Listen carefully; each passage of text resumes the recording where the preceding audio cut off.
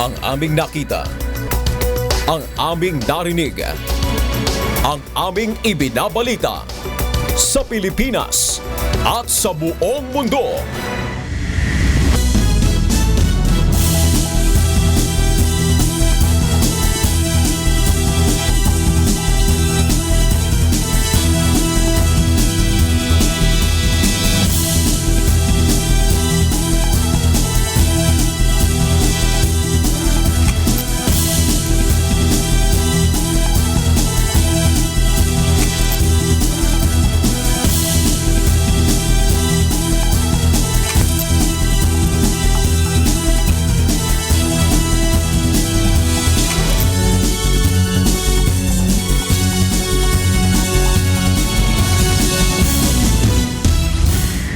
Magandang hapon Pilipinas at sa buong mundo. Sa ulo ng mga balita.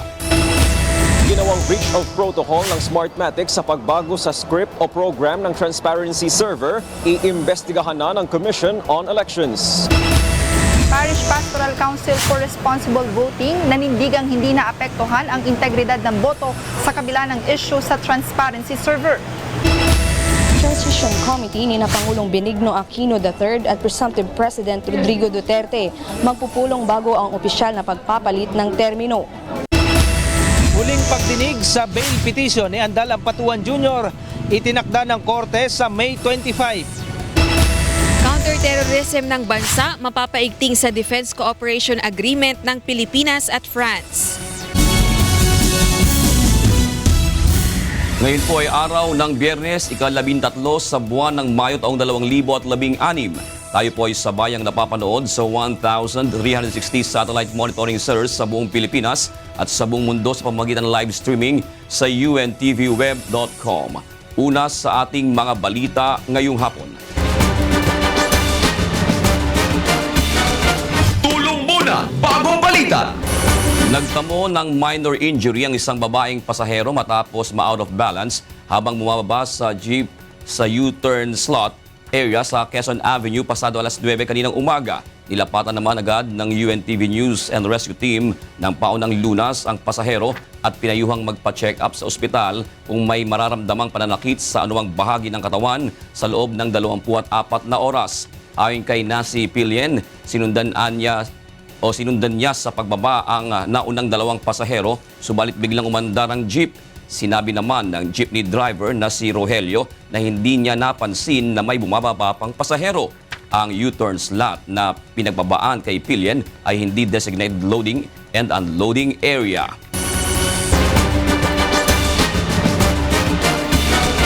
Tulong muna bago balita!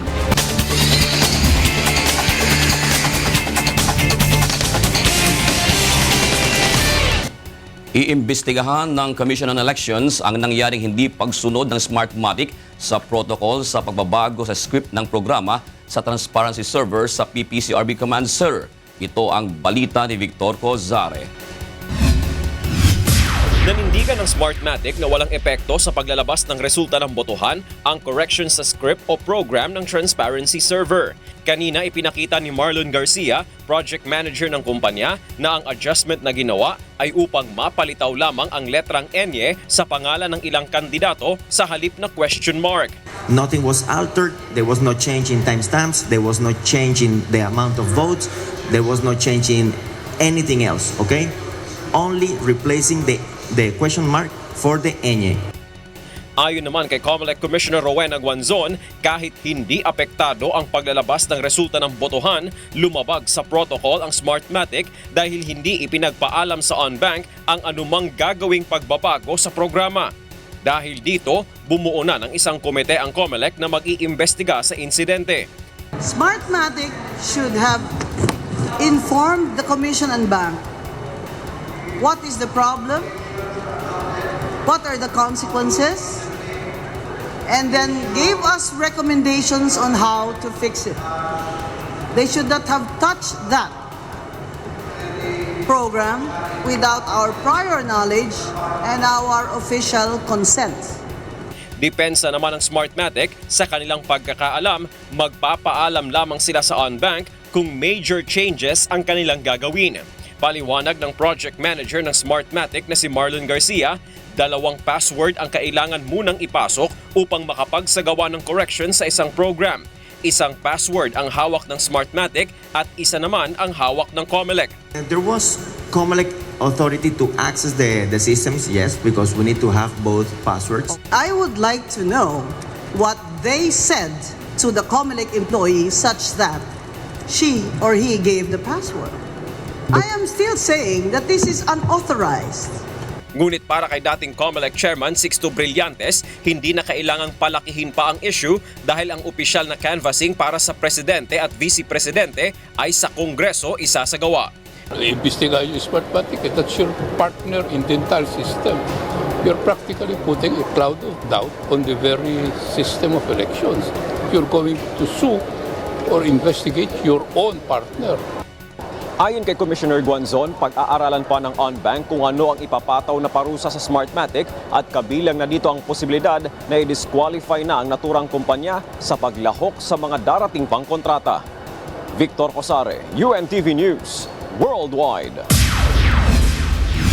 Ipinahayag naman ng Paris Pastoral Council for Responsible Voting na walang epekto sa integridad ng resulta ng botohan ang pagpapalit ng hashcode sa transparency server ng COMELEC. Mula sa PPCRV, ito ang balita ni Joanne Nano live. Magandang hapon, John. Magandang gabi sa iyo, June. Inayunan nga ng pamunuan ng Parish Pastoral Council for Responsible Voting o PPCRV ang naging pahayag ng COMELEC na hindi nakaapekto sa resulta ng halalan ang nangyaring pagpapalit ng Smartmatic sa hashcode ng transparency server kung saan itinatransmit ang bilang ng mga boto mula sa iba't ibang rehiyon sa bansa, gayon din ang sa overseas absentee voting. Ayon kay Maria Ana de Villa Singson, Director ng National Media and Communications ng PPCRV, sang-ayon sila sa paliwanag ng COMELEC na pawang minor adjustment lamang ang napalitan sa program ng server, kung saan sinasabing letra lamang ang nabago at hindi ang bilang ng mga botong itinatransmit.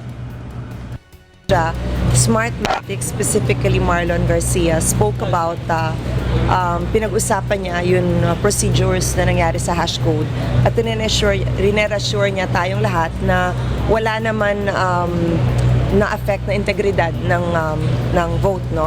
I agree with that completely because with not just on the basis of what Marlon Garcia said but on the basis also of our technical review, mukhang cosmetic change talaga. Mukhang walang naapektuhan in terms of the integrity of the vote. Ngunit ayon kay Singson, questionable para sa PPCRV kung naaayon sa protocol ang ginawang pagbabago sa hashcode ng server. Gusto ko lang malaman, ano ba yung procedure? Pwede bang palitan ng kahit sino? Pwede bang palitan ng kahit kailan? Pwede bang, meron bang protocols kung kailan pwedeng desisyonan doon mismo sa transparency server room? At may protocols ba kung kailan kailangan i-escalate para for en banc decision? Dismayado rin ang grupo sa kumakalat na balita na isang IT expert ng PPCRV ang sinasabing nakatuklas sa umano'y kaduda-dudang resulta ng bilangan ng boto na pumapasok sa transparency server. Ayon kay De Villa, kilala na nila ang nasabing tao, ngunit tumangging pangalanan ito sa media at iginiit na hindi ito galing sa PPCRV.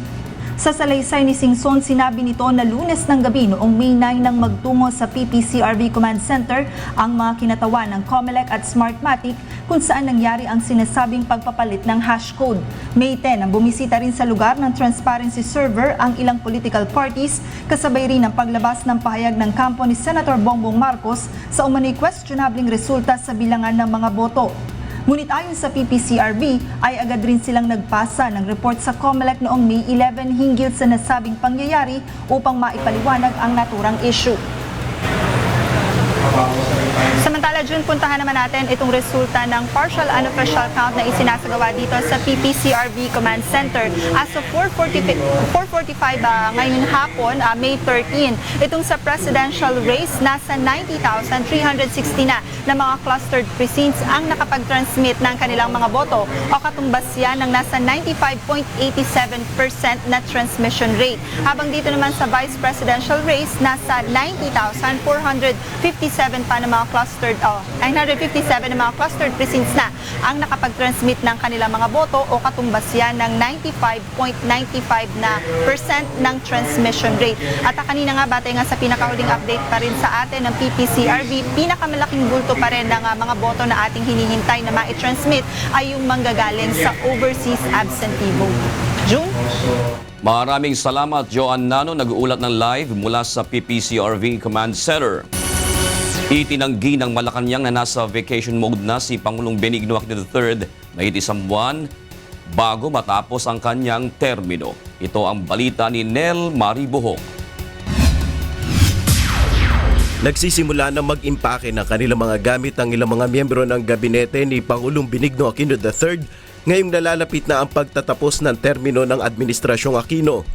Ayon kay Presidential Communications Secretary Sunny Coloma, nagsisimula na rin si Pangulong Aquino na maghakot ng kanyang mga personal na gamit.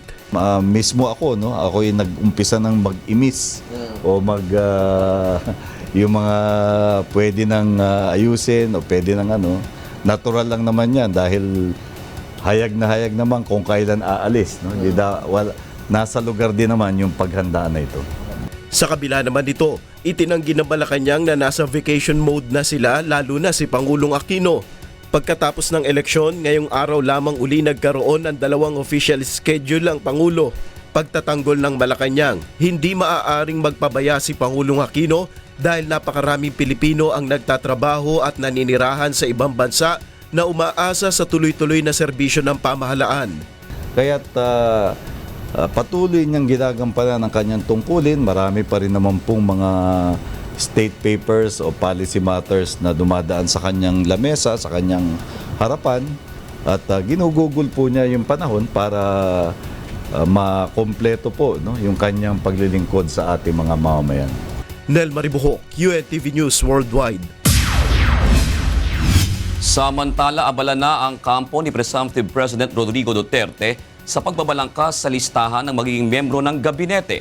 Makikipagpulong rin sila sa transmission team ni outgoing President Benigno Aquino III para sa maayos na paglilipat ng pamamahala bago ang opisyal na pagpapalit ng termino. Ito ang balita ni Janice Inhente. Patuloy ng binabalangkas ng kampo ni Presumptive President Rodrigo Duterte ang listahan ng magiging bahagi ng gabinete ng incoming President. Ayon kay Peter Lavinia, ang tagapagsalita ng transition team ni Duterte, kanina ay nagkaroon sila ng teleconference upang muling pag-usapan ang ilalagay na staff sa summary of the national government. There are groups that are suggesting this, nominating this, or that person. We will take note of this and we are including our listing, so that we will be able to check, validate, vet, and then made the proper recommendations later. Una nang sinabi ni Lavinia na may inilagay na silang point person sa bawat cluster issues gaya ng social development, security, economy, infrastructure, justice system, and government-owned and controlled corporations. Gayunman na kay Duterte pa rin ang huling desisyon kung aaprubahan o papalitan ang inilatag nilang mga pangalan. In our first meeting, we listed down many names of our supporters and groups involved in the campaign to recommend the mayor who will compose the subcommittees. Ayon sa kampo ni Duterte, may ibinabang criteria ang presumptive president para sa mga taong isasama sa kanyang gabinete, gaya ng pagkakaroon ng integridad, abilidad, kaisang pananaw para sa tunay na pagbabago sa bansa at kahandaang magsakripisyo para sa bayan. Iminungkahi naman ng Grupong Gabriela ang pagkakaroon ng gender balance sa Duterte administration upang mabigyan ng pagkakataon at boses ang mga kababaihan. Starting from the transition phase, that women should be made visible. This is to ensure that women's voices are represented. Samantala, tiniyak ng transition team ni Duterte na makikipagpulong sila sa team ni outgoing President Benigno Aquino III bago ang opisyal na pagpapalit ng termino sa Hunyo.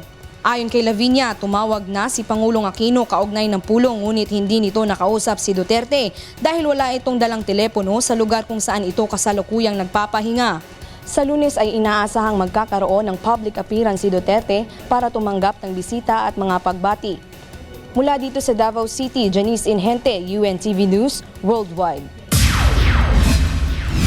Naghahanda na ang Philippine National Police o PNP sa inaasahang pag-reshuffle ng mga key positions sa ahensya at pagtatalaga ng bagong PNP chief ng papasok na Duterte administration. Ito ang balita ni Lea Ilagan. Inaasahan na ng mga opisyal ng pambansang pulisya ang pagkakaroon ng reshuffle sa mga key position sa pagpasok ng bagong administrasyon sa Hunyo. Ayon kay PNP PIO Chief, Police Chief Superintendent Wilben Mayor, kabilang na dyan ang pagkakaroon ng bagong pinuno ng PNP. Nauna nang nagpahayag si PNP Chief Police Director General Ricardo Marquez na maghahain ng courtesy resignation upang bigyang daan ang pagpili ng bagong presidente na magiging pinuno ng PNP. The law always gives the president that discretion and authority. So, batas mismo yun ang sasabi doon. Kabilang sa mga maugong na pinagpipili ang papalit kay General Marquez ay sina Police Chief Superintendent Ramon Apolinario na mula sa PMA Sandiwa Class of 1985 at si Police Chief Superintendent Ronald De La Rosa na mula sa PMA Sinagtala Class of 1986. Ang mga ito ay parehong matagal na naging City Director ng Davao City noong alkalde pa si Presumptive President Rodrigo Duterte. Si Apolinario ay naging City Director ng Davao noong July 2008 hanggang January 9, 2010, habang si De La Rosa ay taong 2011 hanggang 2013. Nag-aral ng General Science sa Ateneo de Manila si Apolinario bago pumasok sa PMA. Kumuha ng law sa Jose Rizal University at University of the East, subalit hindi ito natapos. At nakapagtapos din ng Masters in Business Administration sa Ateneo Professional School. Siya ang kasalukuyang direktor ng Region 4B o Mimaropa. Si De La Rosa naman ay nagtapos sa Mindanao State University bago pumasok sa PNA. Siya ang kasalukuyang Executive Officer ng Directorate for Human Resource and Doctrine Development sa Camp Crame. Bagamat mas senior si Apolinario kumpara kay De La Rosa, mas matanda naman ito sa edad at nakatakdang magretiro sa January 1, 2018 habang si Apolinario ay sa August 8, 2018 pa. Sinabi ni Mayor na sino man ang mapili, handa ang mga senior officers ng PNP na sumunod at makipagtulungan sa bagong magiging pinuno ng PNP. And again, respect for the decision of the Commander-in-Chief and the Chief Executive. That authority emanates from the Commander-in-Chief or the Chief Executive. And once he decide, we should respect that palagi. Dagdag pa ni Mayor, tiyak na mapupuna na rin ang mga bakanting pwesto sa PNP tulad na lamang ng Deputy Chief for Administration o ang number 2 man sa PNP na nabakante noong Marso matapos na magretiro si Police Deputy Director General Marcelo Garbo at maging ang Regional Director ng Region 4A o Calabarzon area na nabakante naman noong Abril matapos na magretiro si Police Chief Superintendent Richard Albano. Lea Ilagan, UNTV News, Worldwide. Nagtalaga naman ng tauhan si Senator Bongbong Marcos na magbabantay sa mga dumadating na Certificate of Canvass at election returns sa Senado. Ito ang balita ni Brian De Paz. Hindi lang sa bilangan ng boto nakamonitor ang kampo ni Senator Bongbong Marcos. Sa reception ng mga Certificate of Canvass at Election Returns sa Senado ay nagtalaga na rin ang senador ng mga magbabantay sa mga pumapasok na ER at COC. May pinapipirmahan sa kanilang papel na may nakalagay na observation and comments sa ballot box na naglalaman ng COC. Ngayong araw kasama sa mga dumating na ER at COC na nasa ballot boxes ay mula sa Ilocos Norte o baluarte ng mga Marcos. The ballot box is in good condition. Paalaala naman ni Senador Marcos sa mga supporter nito na maging mahinahon, magbantay sa pagbibilang ng mga boto at umiwas na masangkot sa kaguluhan. Tulad kahapon, may ilang ER at COC tulad sa Taguig City na dinala sa Senado na wala sa loob ng ballot box, ngunit selyado naman ang mga ito at pirmado ng Board of Canvassers. Ngayong araw, kabilang din sa mga tinanggap ng Senado na COC at ER ang mula sa Occidental Mindoro, Quezon Province, Mountain Province, Bataan, Pampanga, Catanduanes, Batangas at Pasay. Tuloy-tuloy ang pagtanggap ng mga Certificate of Canvass kahit na weekend. Sinabi ni Senate President Franklin Drilon, matapos na makumpleto ang pagdating ng COC sa Senado ay dadalhin naman ito sa lower house. Ayon kay Drilon, magko-convene ang dalawang kapulungan sa May 25. Unang agenda ay ang adoption ng Rules of Canvassing. Umaasa ang Senado na makukumpleto na ang 165 na Certificate of Canvass bago mag-May 23. Gayon din ang electronical transmission ng COC. Brian De Paz, UNTV News, Worldwide. Samantala, nakipagpulong ang MRT Holdings Incorporated kay presumptive President Rodrigo Duterte sa Davao City at inilatag ang mga panukala kung paano maayos ang problema sa MRT3. Ito ang balita ni Monokson. Personal na nagtungo sa Davao City ang private owner ng MRT na MRT Holdings upang makipag-usap kay Mayor Rodrigo Duterte.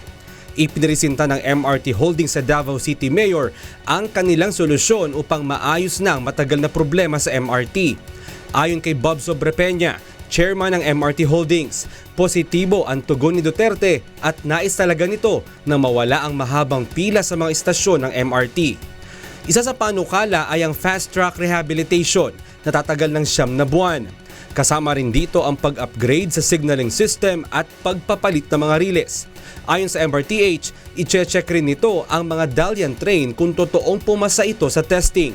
Kung makitang pumasa nga sa testing ay gagamitin upang pandagdag sa 48 bagong tren. If those trains are good and they pass the standard, why not? Let's use them. Nandiyan na yan gamitin na natin. Bukod dito, i-extend rin ang linya ng MRT hanggang sa Monumento Caloocan na nagkakahalaga ng $700 million na matatapos sa loob ng 3 taon. Kapag natapos ang naturang proyekto, 1.2 milyon na mga pasahero ang kayang isakay ng MRT3. Malaking tulong ito upang mabawasan ang masikip na traffic sa EDSA na problema araw-araw. Walang gastos ang gobyerno dito.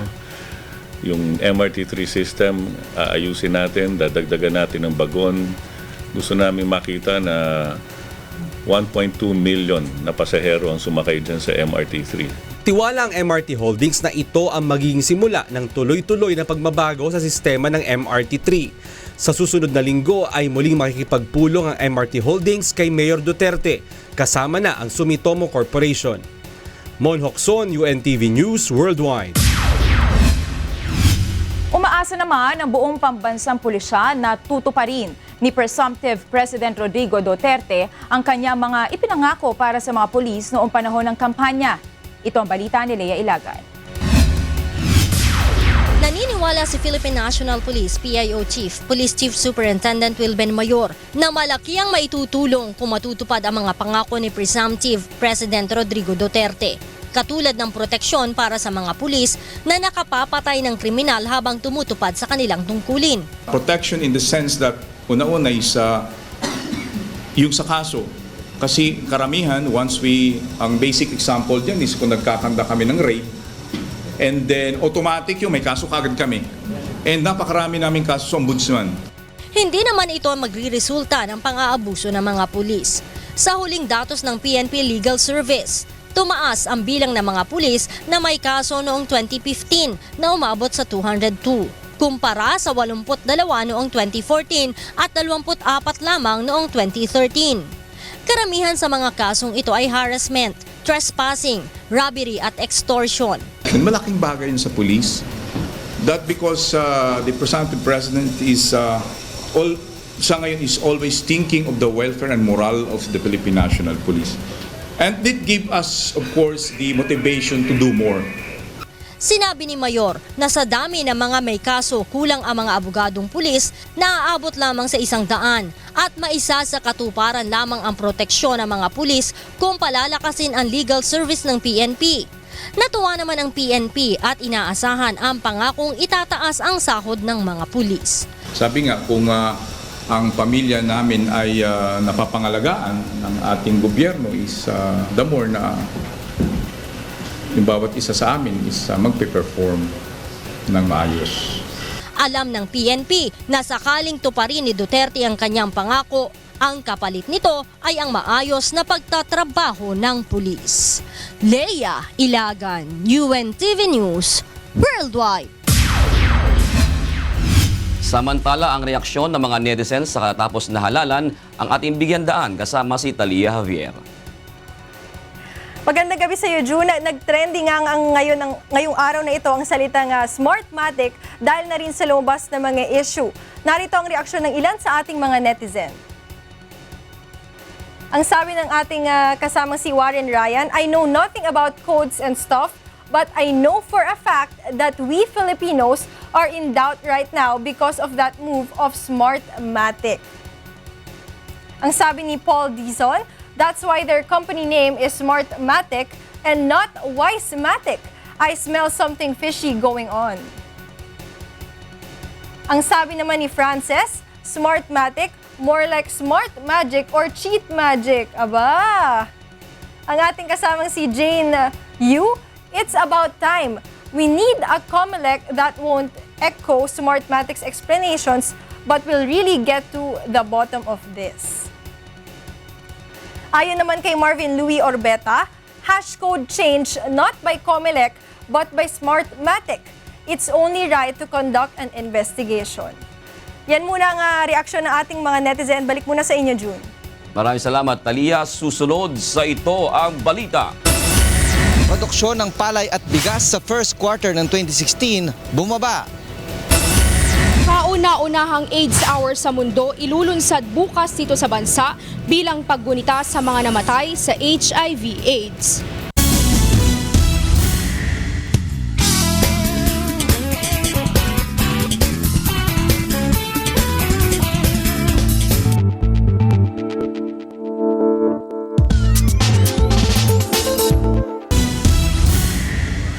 Sa pagpapatuloy ng Ito Ang Balita, alamin muna natin ang sitwasyon sa mga lansangan sa oras na ito mula sa EDSA North Avenue.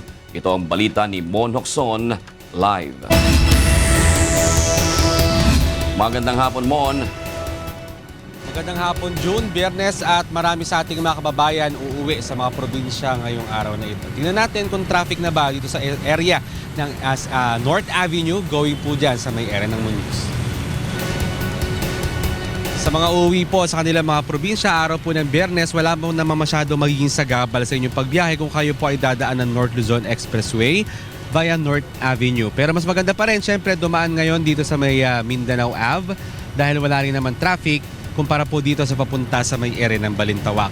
Ngayon po, medyo may kaunting pagbaga lamang sa may area ng Muñoz area. Pero after po dyan ay maluwag naman ang pagbiyahe hanggang sa makarating po kayo dyan sa may area naman ng Balintawak going po ng Monumento.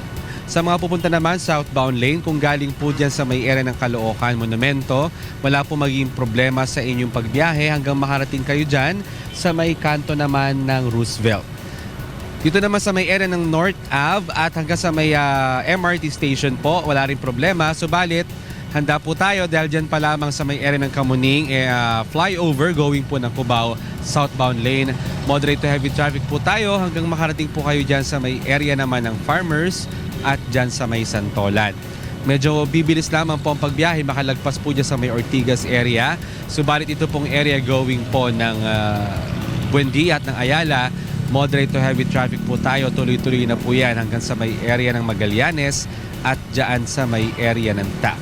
Sa mga babalik naman po ng Quezon City, galing po ng Pasay, ngayon po ay mabagal na po ang daloy ng mga sakyan dyan pa lamang sa may area ng TAF at dyan sa may Malibay.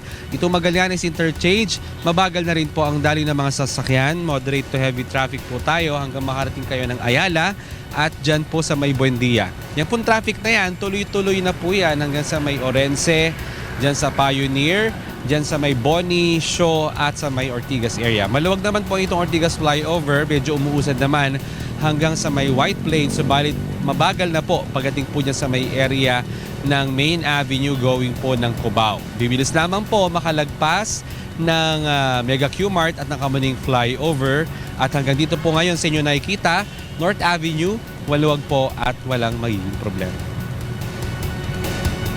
Paalala po sa ating mga kababayan, araw ng Biyernes pero meron pa rin number coding hanggang mamayang alas 7 po ng gabi. Lahat ng mga sasakyan na ang plate number nagtatapos sa 9 at 0, bawal po sa lahat ng malansangan sa Metro Manila. Yan ang ating traffic update. Balik sa Jude. Maraming salamat, Monokson. Nag-uulat mula sa EDSA North Avenue. Sa iba pang balita, bumaba ng mahigit sa 4% ang produksyon ng palay at mais sa bansa itong first quarter ng taon dahil sa epekto ng El Nino phenomenon. Ito ang balita ni Ray Pelayo. 4.53% ang ibinaba ng produksyon ng agrikultura sa bansa sa first quarter ng 2016. Base sa datos ng Philippine Statistics Authority, nawala ang 9.97% na dapat sanay na aning palay at 19.07% naman sa mais. Nauna nang sinabi ng Department of Agriculture na mahigit sa 700,000 tonelada sa produksyon ng palay ang posibleng mawala bago pa man tumama ang pinakamatinding epekto ng El Nino. Subalit noong Abril ay nasa 300,000 metric tons pa lamang ang production loss. Ayon sa National Food Authority, sa kabila ng mababang ani, hindi ito makaaapekto sa presyo ng bigas dahil sapat naman ang supply nito sa bansa. Hindi pa rin nakapagpapasya ang NFA kung aangkat pa rin ang bigas ngayong taon. The price of rice is very stable. Hindi siya nag-spike, hindi siya tumataas. Sa kabila naman ng epekto ng El Nino sa bansa, tumaas pa ang produksyon ng livestock sa 4.66% na ang malaking bahagi ay galing sa baboy at manok. Subalit mas mababa ito sa itinakdang target. June pa lang nagplano na kami. 2015 ready na kami. Nagano na kami noon.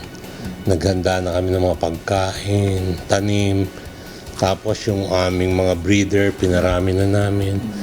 Bumaba naman ng 5.11% ang production output ng pangisdaan, subalit umangat naman ang produksyon ng kasaba, tabako, abaka, pinya, kape, tubo at munggo. Ray Pelayo, UNTV News Worldwide. Samantala, dahil sa nilagdaang Defense Cooperation Agreement ng Pilipinas at France, inaasahan na mas mapapaigting pa ang counter-terrorism ng bansa. Ito ang balita ni Rosalie Cos.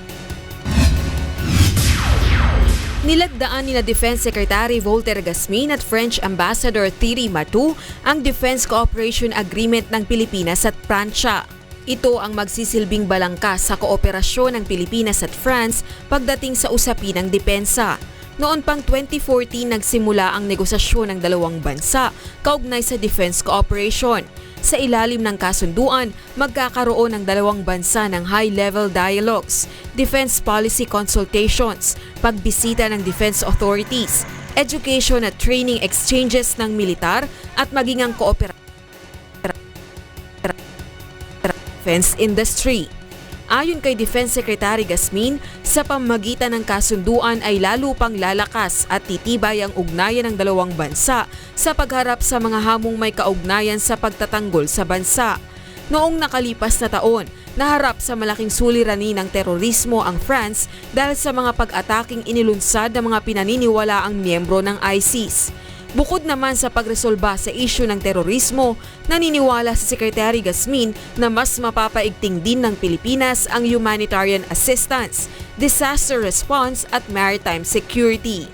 Rosalie Cos, UNTV News, Worldwide. Nagpiyansa na si dismissed PNP Police Chief Superintendent Raul Petrasanta sa kasong graft para sa pansamantala niyang kalayaan. Ito ang balita ni Joyce Balancho. Nakapagpiyansa na si dismissed PNP Police Chief Superintendent Raul Petrasanta sa isang count ng graft sa Sandigan Bayan. 30,000 pesos ang binayad ni Petrasanta kapalit ng pansamantalang kalayaan habang dinidinig pa ng 6th Division ang kanyang kaso. Kapwa-akusado ni Petrasanta si dating PNP Chief Alan Purisima na inaasahang ring magpapiyansa anumang oras sa Sandigan Bayan. Nagugat ang graft case sa pinasok na kontrata ng PNP sa kumpanyang Warefast Documentation Agency Incorporated taong 2011 para sa application at delivery ng mga lisensya ng baril. Napag-alaman ng Ombudsman na inaward ng PNP ang courier service contract sa joint venture ng Warefast, PhilRem at CMIT Consultancy Group kahit hindi ito sumailalim sa tamang proseso ng bidding. Ayon sa impormasyon ng kaso, inamin-anya ng mga dating opisyal ng PNP na kahit kulang ang mga accreditation requirement ng Warefast ay kinuha pa rin ng PNP ang serbisyo nito. Lumabas din sa investigasyon na hindi pala accredited courier company ang Warefast at overpriced din umano ng 100% ang halaga ng serbisyo nito kumpara sa ibang courier company. Maliban kay Purisima, nakaharap din sa kaparehong kaso ang ilang opisyal ng PNP na inalis na rin sa serbisyo. Kapwa-akusado rin ni Purisima ang presidente ng PhilRem na si Salud Bautista dahil sa naging papel ng kanyang kumpanya sa maanumalyang transaksyon. Isa rin si Bautista sa inimbestigahan ng Senado at Anti-Money Laundering Council kaugnay ng $81 million money laundering scam. Joyce Balancio, UNTV News, Worldwide. At para naman sa reaksyon ng ating mga netizens sa tapos na halalan, balikan po natin si Talia Javier. Salamat, June. Narito nga ang reaksyon ng ating mga netizen hinggil naman sa lumabas na trending sa social media na Smartmatic. Ito naman ang sabi ng ating kasamang si Adax V. This is a series of keeping up with Smartmatic. Ang sabi naman ni Stano Obsession, because of Smartmatic, I am problematic today.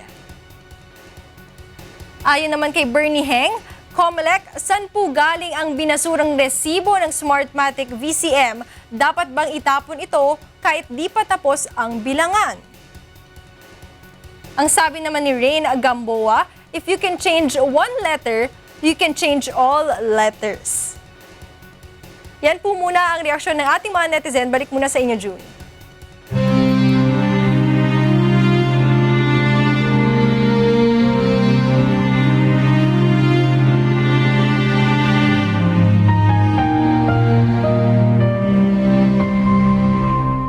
Itinakda ng Quezon City Regional Trial Court sa May 25 ang huling pagdinig sa bail petition ni Andal Ampatuan Jr. na isa sa pangunahing akusado sa karumal-dumal na Maguindanao Massacre. Ito ang balita ni Roderick Mendoza. Huling pagkakataon na ang ibinigay ng korte sa pangunahing akusado sa Maguindanao Massacre na si Andal Ampatuan Jr. upang makapagpresenta ng ebidensya sa kanyang petisyon upang makapagpiyansa. Itinakda ng Quezon City RTC Branch 221 sa Mayo 25 ang huling pagdinig upang maipresenta ni Andal Jr. ang kanyang rebuttal evidence. May karagdagang pagdinig din sa Mayo 18 at 19. Kapag nabigo pa ang kampo nito na matapos ang presentasyon ng ebidensya, ay isusumite na for resolution ang kanyang bail petition. Ibig sabihin, didesisyonan na lamang ang hiling ni Andal Jr. na pansamantalang makalaya batay sa mga naipresenta ng dokumento at ebidensya. Noong Disyembre pa dapat nagtapos ang bail hearing ni Andal Jr. Ngunit nagbitiw ang dati nitong abogado na si Attorney Salvador Panelo kaya't hindi natapos ang presentasyon ng kanyang ebidensya. Sa halos 6 na taong itinagal ng pagdinig sa bail petition, 4 na beses nang nagpalit ng abogado si Andal Jr. Kahapon, hindi na naman natuloy ang nakatakdang pagdinig dahil hindi umano makakapagpresenta ng testigo ang kanyang abogado. Dati nang sinabi ng Malacanang at DOJ na target nilang mahatulan ang mga akusado sa Maguindanao Massacre bago matapos ang termino ni Pangulong Aquino. Ngunit tila malabo na itong mangyari sa ngayon, lalo na at 1.5 buwan na lamang ang nalalabi bago bumaba sa pwesto si Pangulong Aquino sa darating na Hulyo. Roderick Mendoza, UNTV News, Worldwide.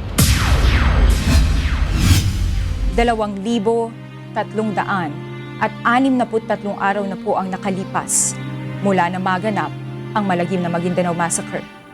Ngunit hanggang ngayon ay naghahanap pa rin tayo ng katarungan sa mga biktima ng malagim na krimen. At sa tila madilim na hinaharap ng kaso, hindi po bibitiw ang UNTV sa labang ito hanggang makamit ang katarungan, hindi lamang para sa aming 4 na kasamahan, kundi sa lahat ng mga biktima ng karumal-dumal na pamamaslang. Magbabalik ang Ito Ang Balita.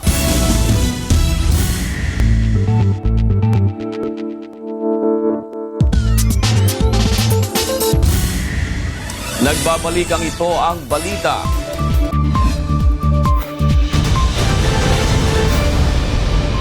Alamin po natin ang latest sa lagay ng panahon mula kay Ray Pelayo na nasa UNTV Weather Center.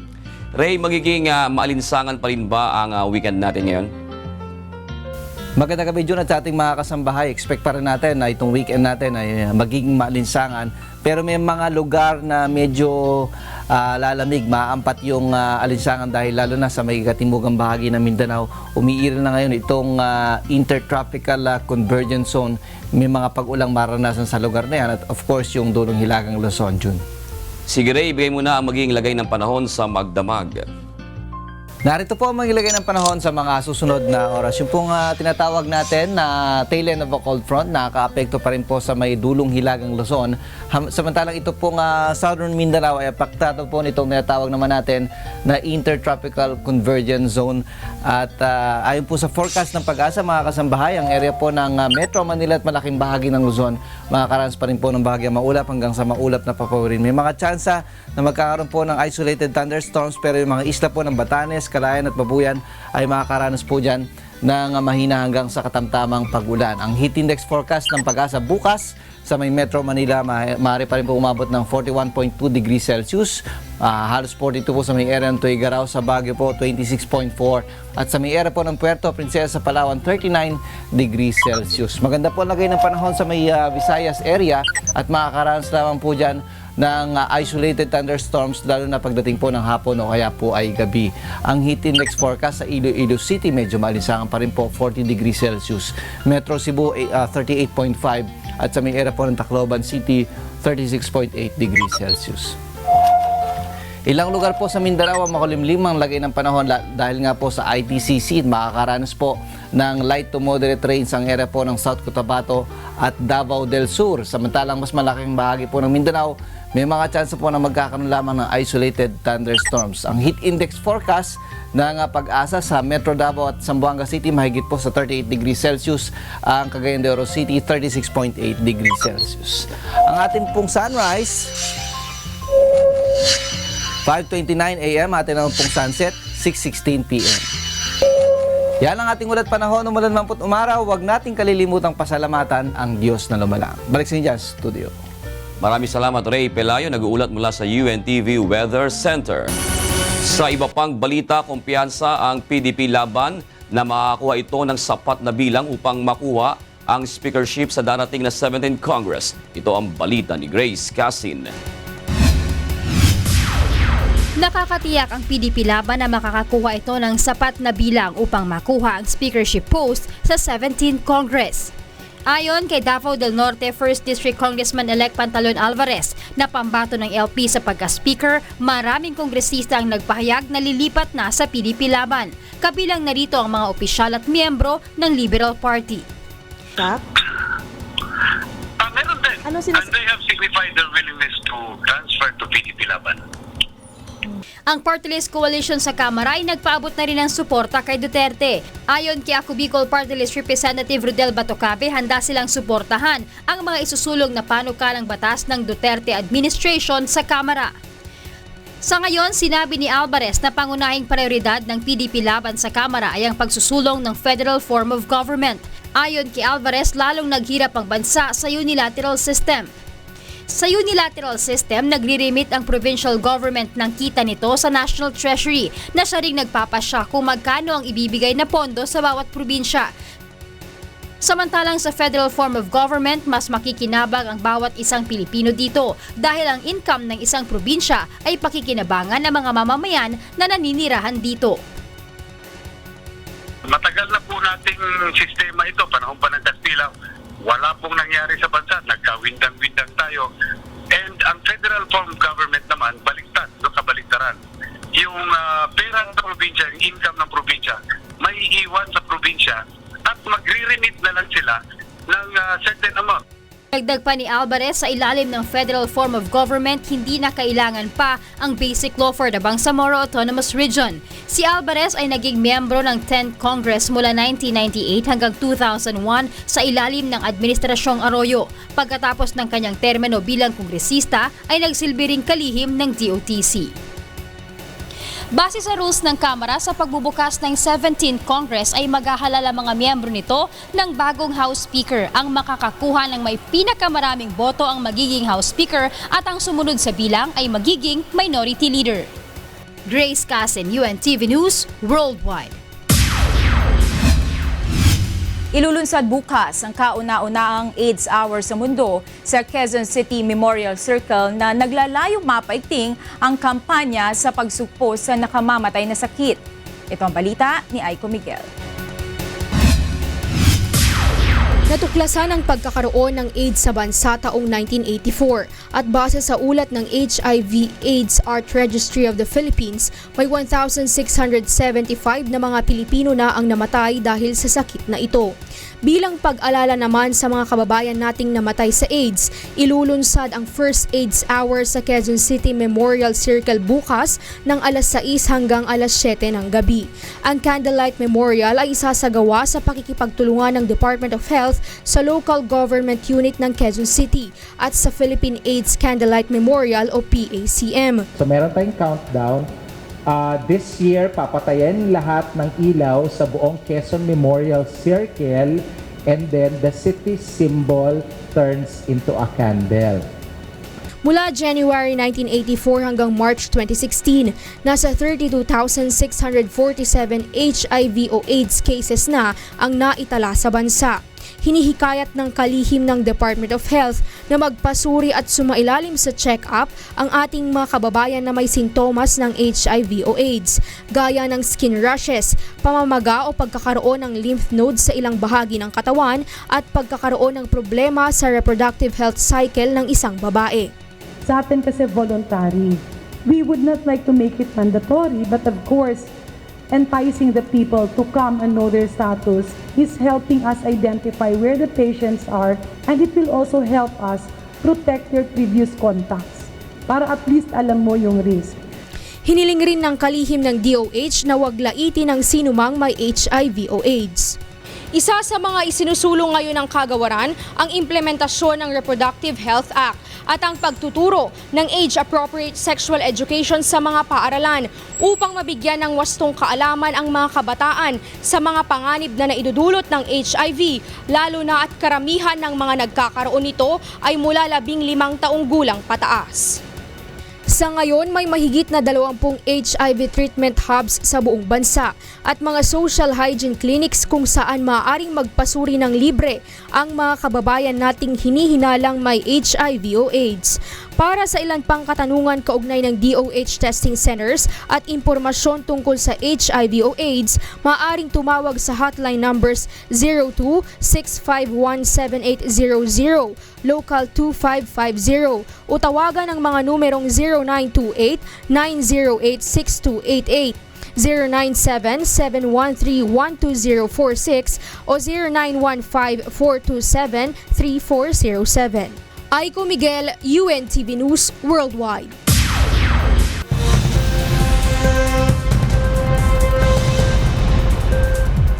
Naaalarma na ang Health Ministry ng Ecuador dahil sa pagtaas ang kaso ng influenza A virus o H1N1 doon.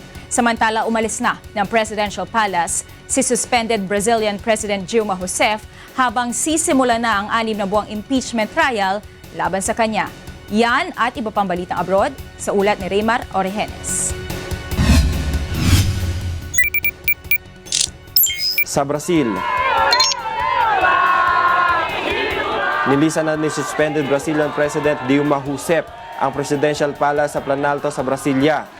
Libo-libong supporter ni Rousseff ang nagtipon sa labas ng Presidential Palace upang saksihan ng kanyang paglisan.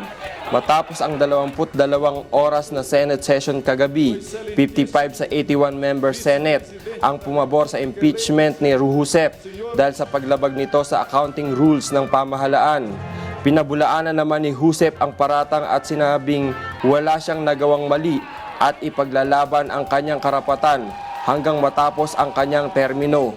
Samantala, bumuo na ng bagong kabinet ang papalit kay Rousseff na si Vice President Michel Temer.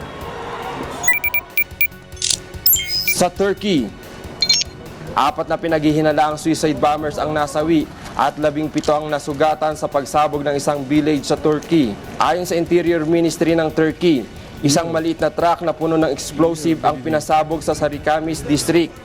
Sinasabing ang mga Workers' Party militants ang nasa likod ng pag-atake na ang target ay ang mga security force sa bansa.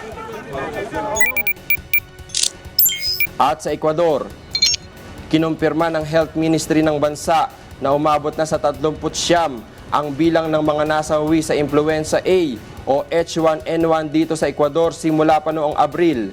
Maliban rito ay may 239 na kaso na naturang virus ngayon sa bansa. Ayon pa sa Ministeryo de Salud, may 3 strain viruses ang nakasalukuyang nasa South American countries ngayon. Ang influenza A, H3N2, influenza B, at ang huli ay influenza A, H1N1. Higit na sa 3 milyong taong nabakunahan laban sa flu virus na mas kilala rin bilang swine flu na nakakaapekto sa respiratory tract. Ilang sintomas nito ay lagnat, pananakit ng ulo, buto at kalamnan, namamagang lalamunan at matinding ubo. Mula rito sa Ecuador, Raymar Orejenes, UNTV News, Worldwide. Samantala, alamin naman natin ang mga balita sa sports at entertainment kasama si Talia Javier.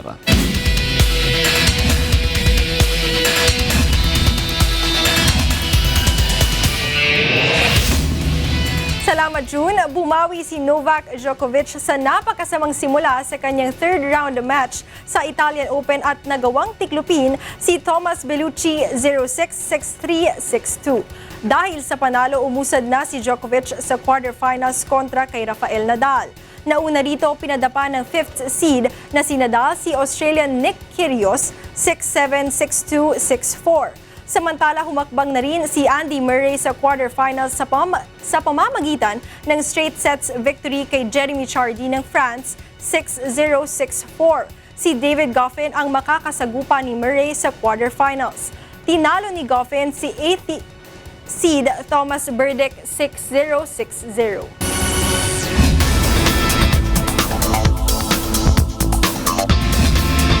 Isa sa pinaka-rare na diamond na Oppenheimer Blue ang isusubasta sa semi-annual auction ng Christie's na gaganapin sa Geneva. Ang Oppenheimer Blue na matingkad ang kulay at tumitimbang ng 14.62 carats ay nagkakahalagang 38 hanggang 45 million dollars. Ang diamond ay dating pagmamayari ni Philip Oppenheimer na miyembro ng pamilyang nagmamayari ng De Beers Mining Company. Ang De Beers Mining ang may monopolyo sa pagmimina at pagbibenta ng mga diamond noong pang 20th century. At yan ang ating mga balita sa sports at entertainment ngayong gabi. Ako po si Talia Javier. Happy weekend sa inyo, June. Maraming salamat, Talia, at happy weekend din sa iyo at kay Monica. Happy weekend and thank you for joining me. Hanggang Lunes daw. Itong last 2 days. Hanggang sa Monday. Ben. At yan po ang naging kabuuan ng ating balitaan ngayong gabi. Ito ang balitang hindi dinagdagan at hindi binawasan. Aming inilahad ang buong katapatan kung paano namin nasaksihan. Kayo'y makapagtitiwala na ang aming nakita at narinig, ang aming ibinabalita.